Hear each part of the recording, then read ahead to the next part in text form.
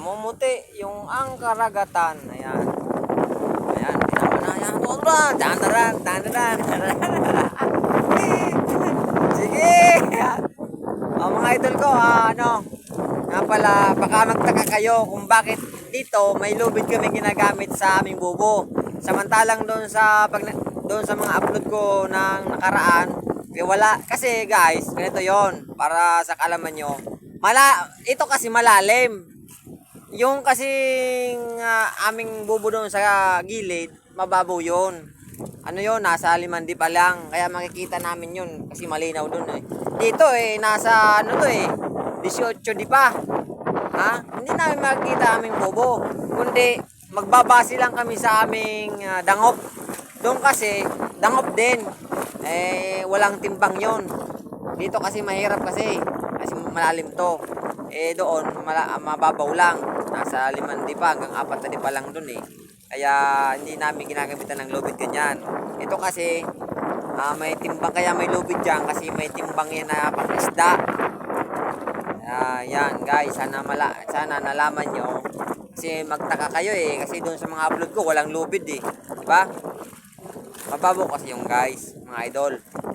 Ito, malalim to. Nasa 20 feet hanggang 18 feet. Hindi ko maano. Pero base sa mga namin, yung mga tatay namin, mga matatanda, yung mga nagano nito, nadipa na kasi to ayan yung sa isda May laman ba? Ayan, walang laman yung aming panggal.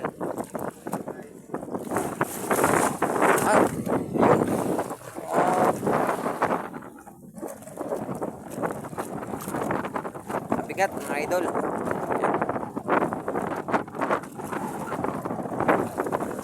Hindi na ako naglalaga may lamang ba? Ayan mga idol, walang laman. Nag-iisang pusit. Ang liit pa. Ganyan kahirap maghanap buhay. Pag mayroon, swerte. Pag wala, swerte pa rin. Kasi ganyan talaga mga idol. Minsan meron, minsan wala. Kaya ganyan pag ganyan ang hanap buhay mo sa dagat kailangan mo ng tiyaga.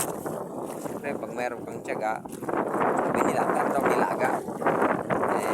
Kaya ganyan tiyaga, kahit ganito kalaki yung alon, kahit mahangin, okay lang.